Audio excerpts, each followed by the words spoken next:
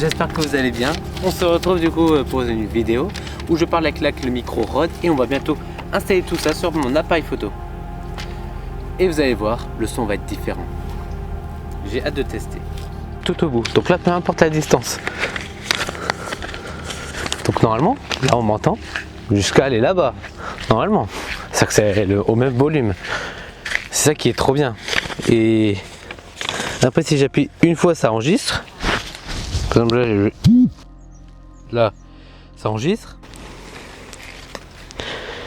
Et après je peux appuyer là 2 fois pour l'anti-bruit. Je sais pas du tout. Là on m'entend, je pense qu'on m'entend marcher.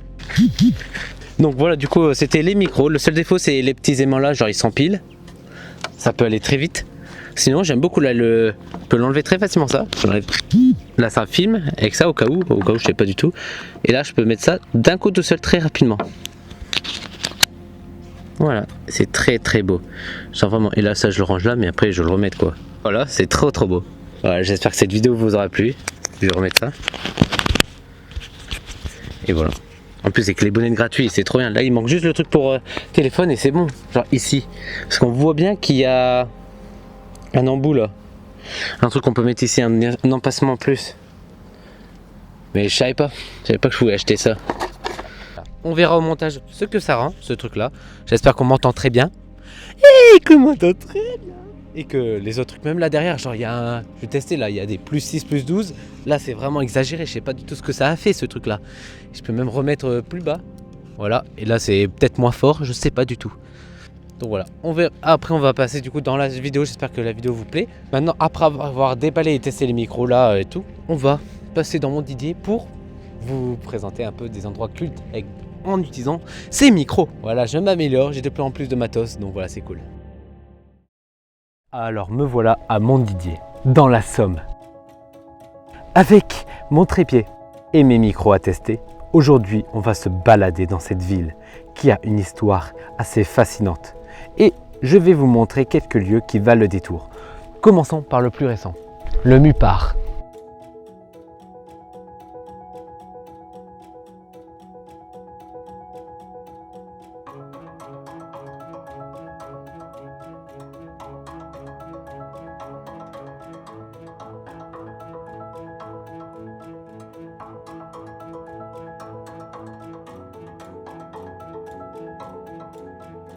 Ici, c'est le Mupar, le musée installé dans le prieuré.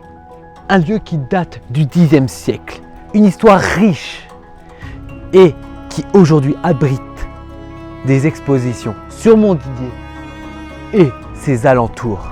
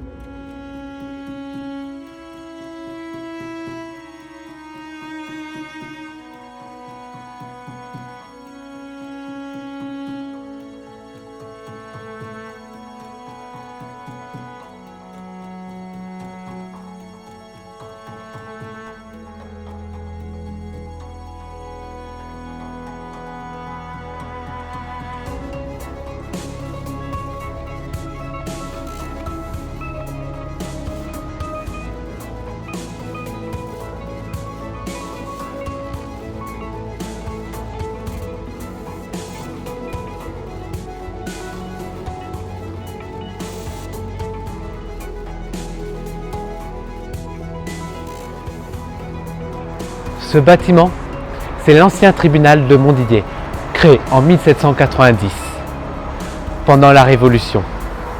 Aujourd'hui, il sert de périscolaire pour les enfants ou les animateurs. Une belle reconversion. Et nous voilà dans le centre-ville de Montdidier. Ici, on y trouve la mairie, bien sûr, mais aussi la célèbre statue d'Antoine Parmentier, celui qui a popularisé la pomme de terre en France.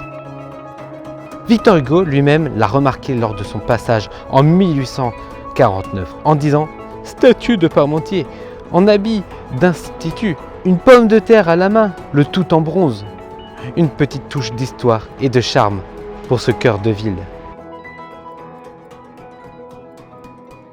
En bas du centre-ville, on trouve l'église Saint-Sépulcre, l'une des rares à avoir survécu à la Première Guerre mondiale. Et juste ici, la mairie, le cœur administratif de Montdidier.